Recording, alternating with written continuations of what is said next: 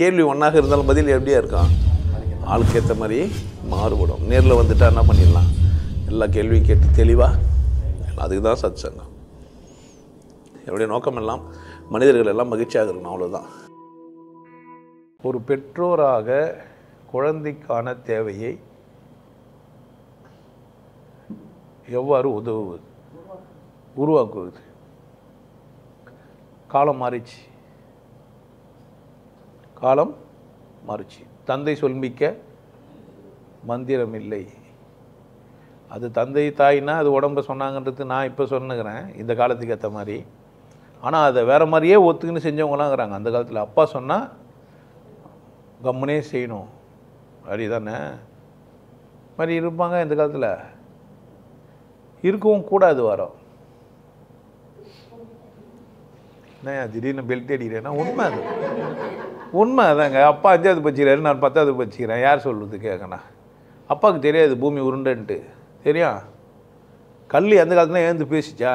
ஆனால் அப்பா கோழி வெட்டுறாரு, ஆடு வெட்டுறாரு, மாடு வெட்டுறாரு, சுற்றுறாரு, வேல் குத்துறாரு, காவடி எடுக்கிறாரு, அப்பா பண்ணுகிறாரு. எனக்கு புரியுது, நான் பண்ணுவேன். அப்புறமா அப்படி இல்லை. அப்போ அப்பாவுக்கு கடமை இருக்குதா இல்லையா அப்படின்னா அன்றைக்கே சொல்லிட்டு போயிடறாங்க, அவையில் முந்தி இருப்ப செயல். தந்தைக்கு கடனுன்னா ஒரு நல்ல சபையை, நல்ல கற்றோர் இடத்துல, இல்லை நல்ல ஆசனக்கிட்ட. அப்பா அம்மாவோட வேலை குருக்கிட்ட எதுவுமே உருது மட்டும்தான். ஒரு குழந்தையே சிறப்பாக ஆக்குற வேலை அப்பா அம்மா அது கிடையாது, ஆசிரியர்து இல்லது குருது. ஆசிரியர் குரு இன்றைக்கி மாறிட்டாங்க. உங்கள் கையில் ஃபோன் வந்துச்சு. நீங்கள் பள்ளிக்கூடம் போய் கற்றுக்கிறதுக்கு விட அதிகபட்சமாக நீங்கள் கற்றுக்கிறது உங்கள் ஃபோனில் தான். அப்படி தான் ஆயிடுச்சு இப்போது. அப்போது இன்றைக்கே வந்து இப்போலாம் ஜியோ ஏஐ எல்லாம் வருது. ஃப்ரீயாக கிளாஸுக்கெல்லாம் புக்கிங் பண்ணுங்கள், கற்றுக்கோங்க. ஏஐ எப்படி ஆப்ரேட் பண்ணுறதுலாம் வருது. ஸ்கூலுக்கெல்லாம் போகாமையே, பள்ளிக்கூடம் போகாமையே, பாடங்களை படிக்காமையே தாஸ் சின்னப்பா தாஸ் நீ பாஸ் அப்படின்னு பாட்டு எழுதி வச்சுருக்காங்க அன்றைக்கே. அப்போது புத்திசாலி புள்ள வந்துடும் ஏகல்யவன் அந்த குருக்கிட்ட போய் ஓரத்தில் நின்னே கற்றுன்னு வந்துக்கிறான் எந்த காலத்துலேயோ. அப்போது புள்ள கற்றுக்கணும். அப்பாவுக்கு வேலை நல்ல விஷயம் கற்றுக்கிறானா இல்லையான்னு பார்க்குறது. அப்பாவுக்கு வேலைன்னா நல்ல விஷயத்த கற்றுக்கிறானான்னு. அப்பாவுக்கே நல்ல விஷயம் தெரியாதுன்னா எதை பார்ப்பாரு? இப்போ சாமியெல்லாம் இல்லைப்பா, கோயிலுக்கெல்லாம் கூப்பிடாதுன்னா அந்த அப்பா என்ன சொல்லுவார்? நல்ல விஷயம் கற்றுன்னு வந்துக்கிறான்னு சொல்லுவார். ஒரு பொம்பளை புள்ளியை படிக்க வச்சு காலேஜுக்கு அனுப்பிச்சு டிகிரி வாங்கி ஒரு நல்ல கம்பெனியில் வேலையை வாங்கி கொடுத்து கல்யாணமும் பண்ணிட்டார் ஒரு அப்பா. கல்யாணம் ஆன அந்த பிள்ளை இங்கே வராங்க, வந்து கூட்டு குடும்பத்துலேருந்து தனியாக போய் சொந்தமாக ஒரு வீடுக்கு வாங்கி வாடகை வைத்து நல்லா இருக்கிறாங்க. நல்லா தானே இருக்கிறாங்க. எல்லாம் பண்ணுறதும் சரிம்மா, அந்த சாமியார்கிட்ட போகிறது மட்டும் தான் தப்புமான்றாரு. அவங்க இதெல்லாம் பண்ணதே அந்த சாமியார்கிட்ட போய் தான். இப்போ அப்பா சொல்கிறது சரியா தப்பா? அந்த புள்ள அப்பா பேச்சை கேட்கலாமா வேணாவா? அப்பா என்ன சொன்னார்? அப்பா சொன்னது செய்யாதது அந்த குழந்தை, அந்த சாமியார் சொன்னதை செஞ்சிட்டா, வாழ்ந்துட்டா. ஒத்துக்கிறாரு அப்பா? என்ன சரி அப்பா சொல்கிறாரு கொஞ்சம் எக்ஸசைஸ்லாம் பண்ணுமா, நல்லா இருப்பேன், கொஞ்சம் அழகாக இருப்பேன்றாரு. போட உன கூட பேசவே மாட்டேன்றா. எனக்கு என்ன சொல்லுங்க, எனக்கு கிண்டல் பண்ணுறேன் நீ நேரம் அப்பனா? நீ எது சரி? அதனால் இந்த உலகத்தில் அப்பா அவங்களுக்கு பிள்ளைங்களுக்கெல்லாம் கிடையாது. தனி மனித தேவை தனித்தனியாக ஆயிடுச்சு. அப்பா சொல்லி, அம்மா சொல்லி, குரு சொல்லி, வாத்தியார் சொல்லி, டீச்சர் சொல்கிறது இதெல்லாம் முடிஞ்சிச்சு. சொந்த புத்தி சரியாக இல்லைன்னா செருப்பால் வச்சுன்னு சாக வேண்டியது தான் அதுவே. அப்போது சுய புத்தி சரியாக இருக்கணும். ஒருத்தனுக்கு எப்படி இருக்கணும்? சுயம் சரியாக இருக்கணும். அப்பாவால் சாதிக்க முடியாது, அம்மாவால் சாதிக்க முடியாது, குருவால் கூட சாதிக்க. ஒத்துக்கிறது தான் குரு இல்லைன்னா இல்லை. ஏதோ பேசினுக்கிறாங்க, ஏதோ இஷ்டத்துக்கே பேசுகிறாங்க, ஏதோ ஒன்று கேட்குறாங்கன்ற மாதிரி ஆயிடுச்சு. அப்போ எப்படி இருக்குண்ணா? புரியுது என்ன சொல்கிறேன்ட்டு? அப்போ இங்கே அப்பாவோட தேவை, அம்மாவோட, என்னோட தேவை என் பிள்ளைங்களை நான் எப்படி வச்சுக்கணும் அப்படின்னு கேட்டிங்கன்னா இந்த காலகட்டத்தில் நீங்கள் பிள்ளைங்களுக்கு புத்தி சொல்ல முடியாது. புத்தி சொன்ன உடனே தூக்கு பொண்ணு சேர்த்துற குழந்தைங்க இருக்குது, பாய்சன் சாப்பிட்ட குழந்தைங்க இருக்குது. அவனை கூட என்னால் வாழ முடியாதுமா, அவனுக்கு வாழ்க்கைக்கு கூட ஒத்து வர மாட்டான்னு சொன்ன உடனே அப்பா வேணான்னு பாட்டுங்க ஒரு மோசமாக எழுதி வச்சுக்கிறான். 20 வயது வரை பெற்றோரின் வசம் இருந்தே 20 நொடியினிலே உன் வசமாகிவிட்டேன். பாட்டு வந்து அவ கதை கிடையாது. அப்படி ஆயினும் போலன்னு கற்றுக்கோங்க குழந்தைங்க. உன் கண்ணில் என்ன காந்தமோ நான் அறியேன். 20 வயசு வரைக்கும் வாழ்ந்திருந்தேன் அந்த புள்ள. ஒரு 20 செகண்ட் யாரோ பார்த்தாங்க, என்ன பண்ணிச்சாமா, முந்திச்சு கதை. அப்போ இவ்வளோ மோசமான இந்த உலகத்தில் அப்பா என்ன பண்ணுவார், அம்மா என்ன பண்ணுவாங்க? பார்த்து நிற்க முடியும், கண்காணிக்க முடியும்? முடியவே முடியாது. அதனால் அப்பா அவங்க வந்து பொறுப்பாக இருந்து குழந்தைகளை சரியாக வச்சுக்க முடியும்? கிடையாது. நான் நல்லா இருக்கிறதுக்கு காரணம் எங்கள் அப்பாவோ அம்மாவோ சத்தியமாக கிடையாது. பெற்று போட்டால் எங்கள் அப்பா, பெற்று போட்டால் எங்கள் அம்மா, அவ்வளோதான். என்னென்ன பண்ண முடியுமோ அவ்வளோ மோசமாலாம் பண்ணாங்க. தாண்டியெல்லாம் தான் வந்து உட்காந்துக்கிறேன். புக்கு எழுதும்போதே கேட்டா, ஏன்பா யாரும் எழுதாது நீ எழுதுறியான்னு கேட்டா. சத்தியம் தானே அது, இது வரைக்கும் யாரும் சொல்லாதே நான் சொன்னுக்கிறேன். எங்கள் அம்மா கேட்டேன், செருப்பாலட்சம் மாதிரி இது வானாடா புக்கு எடுத்து வச்சுட்டு அப்புறம் தூங்கி தான் என்ன இருக்கான்? உங்களுக்கு கையில் நன்றி உணர்வு புக்கு கட்சிருக்கோன்னு நினைக்கிறீங்க? அப்புறமா அம்மாவே தெய்வம் ஆதாய தீபம். சாத்தியமா? அதனால் இந்த அப்பாங்க வேலை அம்மாங்க வேலை உன் வேலைலாம் கிடையாது. நான் எப்படி வாழ்வதுன்னு என்னை கேளு. அப்பாவா எப்படி வாழ்கிறதுனா சாத்தியம் இல்லை. நீ ஒரு குழந்தைய பெற்றுட்ட அப்படின்னா அதுக்கு தேவையான சாப்பாடை எல்லாத்தையும் 18 வயசு வரைக்கும் கட்டாயம் நீ போட்டாகணும். இங்கே இல்லை, உலகம் முழுசும் அதான். ஏன்? அது சொந்தமாக அது சம்பாதிக்கல, வாழலட்டு. அது காலமாக கொடுக்காம தேத்தி கூட விட்டுன்றேன் நான். தப்பு கிடையாது.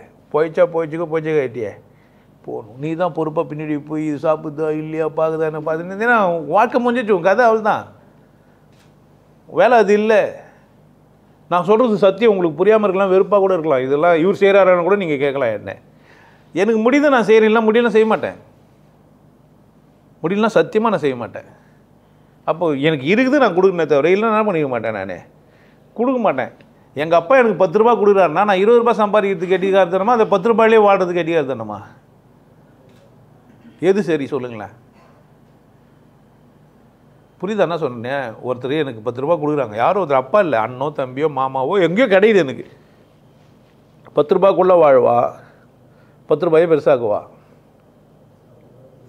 என் எல்லை பெருசாகணுமா வேணாவா? இன்னும் சிறப்பாக இருக்கணுமா இருக்கக்கூடாதா? எங்கள் அப்பா சைக்கிள் வாங்கினாரு, நான் பைக் வாங்கினேன், போதுமா? போதுமா? ஹெலிகாப்டரில் போகக்கூடாதா? முடியும்னா எது வரைக்கும் சாதிக்கலாம்? முடியும்னா எது வரைக்கும் சாதிக்கலாம்? எல்லாம் எதுக்கு? எவ்வளோ முடியுமோ அவ்வளோ வாழ்ந்துட்டு போ. என்ன பாரம் இல்லாமல் வாழு, துக்கப்படாமல் வாழு, கஷ்டப்பட்டுக்காமல் வாழு. ஹெலிகாப்டர் வாங்குறதுக்காக பட்னியாக வந்து ஹெலிகாப்டரில் போக முடியாமல் ஸ்ட்ரெச்சரில் தூக்கி போய் போட்டாங்கன்னா நல்லாவா இருக்கா? அப்போ தான் பிரச்சனை. நான் ஹெலிகாப்டர் வாங்க போகிறேன்ட்டு பட்னியாக இருந்து சத்துது யார் தப்பு? வாழ்ந்துக்கினே கொண்டாடினே இன்பமாக இருந்துக்கினே உன்னால் முடிந்ததை செஞ்சுக்கினே என்ன பண்ணேன் போ. அதனால் என் பிள்ளை என் பொண்ணு அதெல்லாம் இந்த காலம் ஒரு காலம், அதெல்லாம் ஒரு காலம், அதெல்லாம் இன்றைக்கி சாத்தியமே இல்லை. அப்பனை விட அப்பன் சொல்லித்தரத்தை விட விஷயங்களெல்லாம் உங்கள் புக்கில் உங்கள் ஃபோனில் வந்துச்சு. தேவைங்கள்லாம் ஆசைகள் அபிலாசைகள்லாம் வேறு வேறவாயிடுச்சு. புரியுதா நான் சொல்கிறேன்ட்டு? அப்பனை புறக்கணிக்கிற மாதிரி தான் உலகம் ஆயிடுச்சு. அப்பாவே அண்டி பழங்கன்ற மாதிரியான உலகம் இல்லவே இல்லை. அதனால் அப்பாவை அண்டி பழிக்கிறது இல்லை என்ன அண்டி பழிக்கிறதே ஒருத்தருக்கு வேலையாக வச்சுக்கிறதுன்றது முட்டாள்தனம். எனக்கு அடிமையாக தான் ஒருத்தன் இருக்கணும்னு நினைக்கிறது குற்றம். இருந்தால் அது அவன் இஷ்டம். வாழனா அது யார் இஷ்டம்? அவன் இஷ்டம், அவன் இஷ்டம், பிள்ளைங்கள இஷ்டம். அப்பா பேச்சை கேட்டுன்னு வாழ்கிறதுக்கு ஒரு பிள்ளைங்க இருக்குதுன்னா தப்பு கிடையாது. நான் அதை தப்புன்னெலாம் சொல்ல மாட்டேன். போதுமானது கிடையாது. அப்பாவுக்கும் புத்தி சொல்கிற மாதிரியான பிள்ளைய தான் அப்பாவுக்கு பிடிக்கும். அப்பாவை விட வசதியாக இருந்தால் தான் அப்பாவுக்கு பிடிக்கும். அம்மாவுக்கும் அப்படி தான். ஆனால் இந்த காலத்தில் அப்படி இல்லை. கலீல் ஜிப்ரான் வேறு மாதிரிலாம் கதை சொல்கிறான். அம்மாவுக்கு பிடிக்குது இல்லையா பொண்ணுங்க நல்லா இருந்தா? அம்மா அப்படியே நடக்குது, அப்படியே நடக்குது. அம்மா வாழாத வாழ்க்கையை பொண்ணுங்க வாழ்த்துனோன்னு வயிறு எரியுது. உன் வயசில் நான் எப்படி இருந்தால் தெரியுமான்னு கேட்குறா அம்மாக்காரி. நீ எப்படி இருந்தால் என் மயிருக்குண்ணா? ஏன் உனக்கு என்ன இல்லை? இன்றைக்கி உனக்கு டிவி இல்லை, ஃபோனு இல்லை, ஃபோனை வச்சு கையை விரல உள்ளே விட்டு சுற்றிங்க. அந்த யார் பிரச்சனை? இது விரல உள்ளே விட்டு சுற்றுறது யார் பிரச்சனையா? இப்போ அம்மாக்காரி பொண்ணு என்ன சொல்கிறா? எங்கள் காலத்துலலாம் உன் காலத்தில் என்ன இல்லை ஒன்றும் ஸ்ரீ ஹே ஸ்ரீன்னா ஏந்து இது இப்போ சொல்கிறான்னோ அப்படின்னோம். அப்போ காலம் மாறிடுது. நீங்கள் வாழ்க்கையெல்லாம் மாறிடுச்சு. எல்லோரும் ஒரே மாதிரியான வாழ்க்கையை வாழல. அதனால் பொறாமைப்படுற மாதிரி ஆகிடுது. இப்போது பிள்ளைங்க மேலே அப்பாவுக்கு பொறாமை, பொண்ணுங்க மேலே அம்மாவுக்கு பொறாமை, சில பொண்ணுங்க அம்மாவுக்கு மேலே பொறாமை. இப்போ தான் உண்மையில் ஒரு நாடகம் பார்த்தேன். அந்த பொண்ணை பார்த்துட்டு அவங்க அம்மாவை பார்த்துட்டு நீ அழகாக இருக்கும்போது என்னை யாரும் பார்க்கவே இல்லைன்றா. அவங்க நல்ல நடிகை, அவங்க தலை சிறந்த நடிகை, அவங்களுக்கு பிள்ளையாக வந்துட்டா. உன் கலரு, உன் டோனு, உன் ஸ்பீச்சு, உன் பார்வை அது மாதிரி எனக்கு இல்லை. நான் ரொம்ப பேடாக ஃபீல் பண்ணுறேன். அம்மாவை பார்த்துட்டு போகிற பொண்ணு இருக்கா. பொண்ணை பார்த்து அம்மா போகிற அம்மாவும் எல்லாம் தனி மனிதனாக மாறிட்டோம். அதனால் அப்பாவுக்கு என்ன கடமை இருக்குது, அம்மாவுக்கு என்ன கடமை இருக்குது அப்படிலாம் யாரும் இல்லவே இல்லை. 10 வருஷம் 5 வருஷம் வாழ்ந்துட்டு விட்டு ஓடினுக்கிறான் மயிராச்சேன்ட்டு, நீ எக்கேடு கெட்டான்ட்டு. திரும்பி கூட பார்க்கல. உன்னை பார்க்கறதுக்கு கூட அவனுக்கு நேரம் இல்லை. அவனுக்கு ஒரு வாழ்க்கை கட்ச உடனே விட்டேன். இப்போ ஒரு விஷயம் பார்த்துட்டு வந்தேன். 41 பேர் செத்து போனவங்கள ஒருத்தர் குழந்தையிலே விட்டு போயிட்டு வரான். அந்த குழந்தை செத்துட்டு அதுக்கு பணம் தர போகிறாங்கன்னு திரும்ப வந்துக்கிறாராம். மனைவியும் பிள்ளையும் விட்டுட்டு ஓடிட்டுவேன். அந்த குழந்தை செத்துட்டு உடனே அவங்களுக்கு இப்போ காசு தர போகிறாங்கன்றதுனால நான் தான் அவங்க அப்பான்ட்டு வர்றாரு. அவங்க அப்பா தான். இவ்வளோ நாள் ஒரு அப்பாவா இல்லை, இப்போ என்ன ஆகிட்டுக்கிறாரு? இந்த மாதிரி செய்தியெல்லாம் கேள்விப்படுறோம் நம்ம. இந்த காலத்தில் எப்படி இருக்க வேண்டியது இருக்குது? அப்போ ஒவ்வொரு இண்டிவிஜுவலும் ரொம்ப கவனமாக இருக்கணும். நான் சிறப்பாக வாழ வேண்டும், என்னை மதிக்க வேண்டும், என்னை நான் கொண்டாட்டமாக வச்சுக்கணும். எனக்கு அப்புறமா தான் மற்றவங்க. பிள்ளையாக இருந்தாலும், பொண்ணாக இருந்தாலும், பொண்டாட்டியாக இருந்தாலும், புருஷனாக இருந்தாலும், பார்ட்னராக இருந்தாலும், நண்பராக இருந்தாலும், குருவாக இருந்தாலும், சில்ட்ரனாக இருந்தாலும் எப்படி தான் இருக்கணும்? நீங்களும் அப்படி தான் இருக்கணும். உங்களுக்கு அப்புறமா தான் நான். உங்களை சரியாக வச்சுக்கிதான் என்ன பண்ணா? நீங்களே நல்லா இல்லைண்ணா, நீங்களே அந்தத்தில் நின்று கயிறில் நின்று என்ன தூக்குறீங்கன்னா ஏன் நிலமை என்ன ஆகும்? நல்லா இருக்காது. நீங்கள் ஒரு நல்ல இடத்துல நின்று தூக்குனா தான் என்ன பண்ண முடியும்? காப்பாற்ற முடியும். அவ்வளோமா நீங்கள் வர சொல்கிறது நான் கயிறு நின்று உன்னை காப்பாற்றினேன் தெரியுமா? நீ யார் தப்பு? நான் சொன்னேன்னா என்ன? அதனால் அப்பாவுக்கு என்ன கடமை? அதெல்லாம் சும்மா போச்சு. இப்போ அப்படி இல்லை. படிப்போம் உங்களுக்கு ஒழுக்கம் பற்றின ஒரு விழிப்புணர்வே இல்லை. நான் யார் ஒரு கேள்வி இல்லாமல் வாழ்ந்துங்கிறீங்க. பாடத்திட்டங்கள்லாம் சரியாக இருந்திருந்தால் அந்த பாடத்தை படின்னு சொல்லிட்டு போயிருப்பேன். நான் ஏன் பாடத்தை நடத்த போகிறேன்? நான் ஏன் வாழ்வியல் பாடத்தை நடத்துகிறேன்? உன் கல்வி முறையில் போதுமானது உனக்கு இல்லை. உனக்கு தெரியாது. நீ ஒரு விசேஷம் நீ உன்னால் உணரவே மாட்ட. உனக்கு தெரியாது ஜாதி வச்சுன்னுக்கிற, உனக்கு தெரியாது மதம் வச்சுக்கிற, உனக்கு தெரியவே தெரியாது எவனோ சிறந்தவன் சொல்லி கொடி பிடிச்சி சாவுற அளவுக்கு தான் உன் வாழ்க்கை இன்ன வரைக்கும் இருக்குது. அரசியல்னா என்னன்னு தெரியாது. சும்மா கத்துறவங்க பேச்சு கேட்டுனுக்கிற. இப்போ கூட வந்துனுக்கிறேன் தாலிக்கு தங்கம்னு பேனர் ஒட்டி வச்சுக்கிறான். தாலிக்கு தங்கம். தாலியே இல்லாதவனுக்கு எங்கே தங்கம் தருவான் அப்பா? இப்படியெல்லாம் விளம்பரங்க பண்ணி வச்சுக்கிறான் ஓட்டு போடுறதுக்கு. எனக்கு ஓட்டு எதுக்கு போடுங்க? நான் தாலிக்கு என்ன பண்ணுறேன்? தங்கம் தரேன். அதுக்காக எனக்கு என்ன பண்ணுங்க? கிரைண்டர் தரேன், மிக்சி தரேன், இலவசங்களை வாரி தரேன். ஒருத்தர் சொல்லவே சொன்னார், உங்கள் வீட்டுக்கு போட்டு ஒன்று ஒரு ஐஃபோன் வாங்கி தந்துடுவேன், ஓட்டு போடுங்கன்னு கேட்டார். போட்டு எப்படி ஆகுனா நான் காவை வெட்டி தண்ணி விட்டு போட்டு விடுவேன்னாரு. சொல்கிறது தானேங்க, சொல்கிறதுல என்ன ஆகுதுன்னு கேட்குறாரு. கேட்டாங்க அவர் போய் பேட்டி எடுத்து, இப்படிலாம் எப்படி தருவீங்கன்னு. சொல்கிறதுக்கு தானே. அரசியலில் ஓட்டு வாங்கினேன்னா சொல்லணா, எது முடியுதோ இல்லை என்ன பண்ணா சொல்லணுன்ட்டு ஒரு லிஸ்ட்டை போட்டு கொடுத்துக்கிறாரு. படகு எல்லாருக்கும் ஒரு படகு, எல்லாருக்கும் ஒரு ஐஃபோனு. ஆமாம், முடிஞ்சால் ஹெலிகாப்டரு. 2வது முறை ஜெயிச்சிட்டேன்னா. ஆமாம், சந்தோஷமாக இருக்குதா இல்லையா? சொல்ல முடியாது. நாளைக்கு சின்னதாக ஃப்ளைட்டில் மாதிரியே வந்துச்சுனாக்கா அது கூட வாங்கி கொடுக்குறது வாய்ப்பு இருக்குது. மாதிரி இந்த உலகம் ரொம்ப மோசம். அதனால் அப்பா எப்படி நடந்தணும், பிள்ளை எப்படி நடந்தணுன்றதெல்லாம் இப்போ முடியாது. யாருன்னா சொல்லிக் கொடுக்க முடியும்? அம்மானா புடவை கட்டின்னு இருக்கணும், சுங்குடி சேலை கட்டியிருக்கணும், பின்னாடி என்ன பண்ணா முதுகாண்டை ஒரு 3 இன்ச்சில் கீழ்ப்பாசை வச்சு கட்டியிருக்கணும், மூக்குத்தியை இடது பக்கம் போட்டுக்கணும், வலது பக்கம் போகக்கூடாது, இல்லை வலது பக்கம் போட்டுக்கணும், இடது பக்கம் போகக்கூடாது, இல்லை 2 மூக்குத்தி போடணும், காதில் ஒரு 5 ஐட்டங்க இது ஃபுல்லாக போட்டுணும். அதான் அம்மாவுக்கு அழகுன்னு சொன்னால் ஒத்துப்பா அம்மா?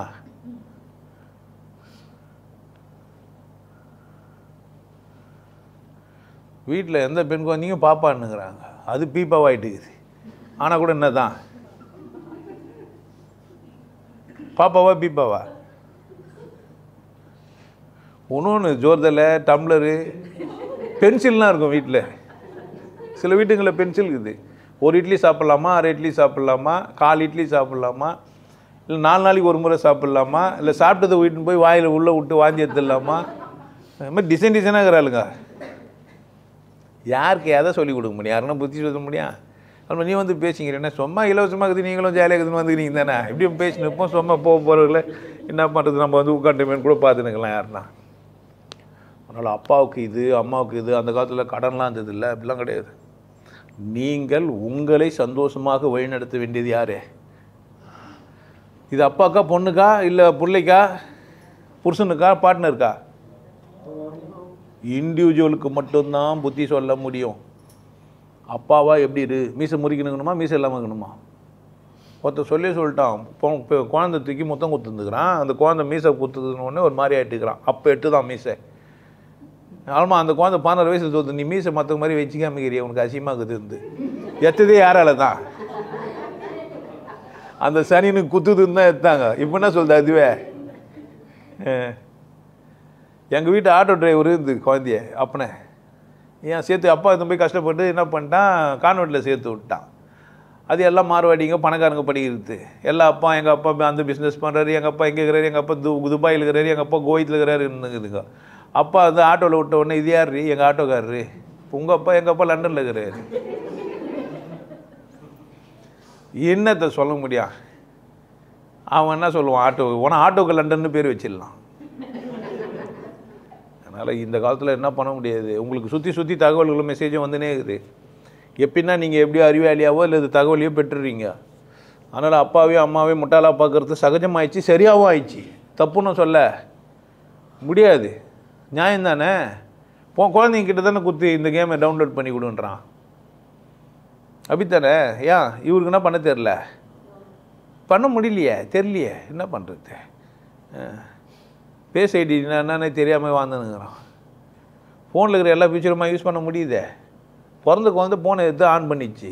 நீ இன்னும் சில இதெல்லாம் ஃபோன் உள்ளேருந்துன்னே எல்லாத்தையும் சொல்லிட்டு வெளியே வரப்போதான். எல்லாத்தையும் பேசின்னு சிப்பெல்லாம் உள்ளே வச்சு அனுப்பிச்சிட்டாங்கன்னு வச்சுங்க. 3 மாதம் கருவில் இருக்கும்போதே சிப்பு வச்சு வச்சுருவாங்க. அதுமாதிரி அதுக்கு ஒரு நம்பர் வரும்போதே அதனால அது வெளியே வந்து அதுவே ஸ்கூலுக்கு போயிடும். அதனால் அப்பாவுக்கு என்ன விலகுது? இண்டிவிஜுவலுக்கு தான் பேச முடியும், புரிய வைக்க முடியுமே தவிர அப்பாவுக்கு அம்மாவுக்கு அண்ணனுக்கு தங்கச்சிக்கு என்ன பண்ண முடியாது. சும்மா ஒன்றா சொல்லலாம், மகனுக்கு மகளுக்குன்னு நம்ம பேசலாம். அப்பாவாக இருக்கிறீங்க, பிள்ளைங்களை கொஞ்சம் பொறுப்பாக வச்சுங்கன்னு சொல்லலாம். எந்த அப்பாவுக்கு கட்டுப்படுதுங்க சொல்லுங்களேன்? என் பிள்ளை எனக்கு கட்டுப்படுது, 100% எனக்கு கட்டுப்படுற ஒரு குழந்தைக்கிறான்னு சொல்லுங்களேன். யாருன்னா அப்பா அவங்க சொல்லுங்களேன். எனக்கு 3 குழந்தைங்க இல்லை 2 குழந்தைங்கள ஒரே ஒரு குழந்தை தான், நான் சொல்கிறது அப்படி ஓகேக்குன்னு யாருன்னா சொல்லுங்களேன். அப்பாவா அம்மாவனவங்க யாருன்னா இருந்தால் சொல்லுங்களேன். இங்கேயே இல்லை, அங்கே யாருன்னா இருப்பாங்களா என்ன? எங்கேயே இருக்க முடியாது. என்னையா என் குழந்தைங்க என் பேச்சை கேட்கும்? அந்த காலத்துலேயே பொண்டாட்டியே புருஷன் பேச்சு கேட்கல, 3 கோடு போட்டு போயிடுறான். புருஷன் இல்லை மச்சினை, கோடு போட்டது புருஷன் நினச்சிக்க போகிறீங்க. தாண்டாதுன்னு சொன்னது யார்? மச்சினை.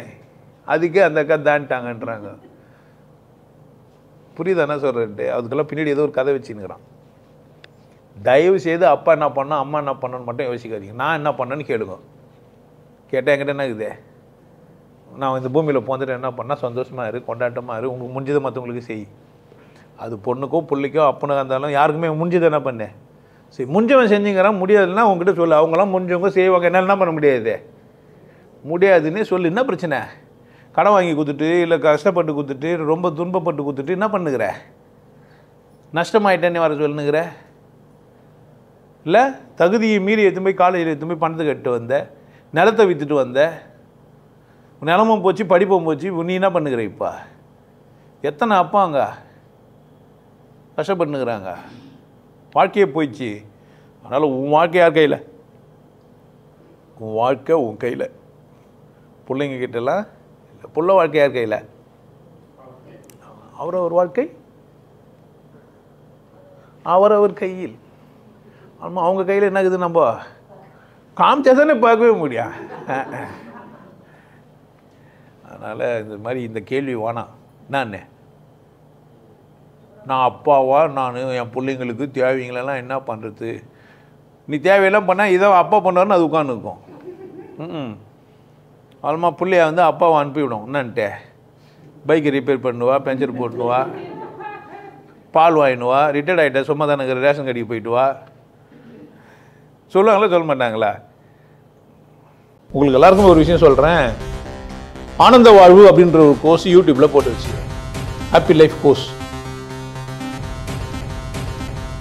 நீங்கள் மெம்பர் ஆனீங்கன்னா அந்த ஆனந்த வாழ்வு கோர்ஸை நேரடியாக நீங்கள் யூடியூப்பில் பார்க்கலாம்.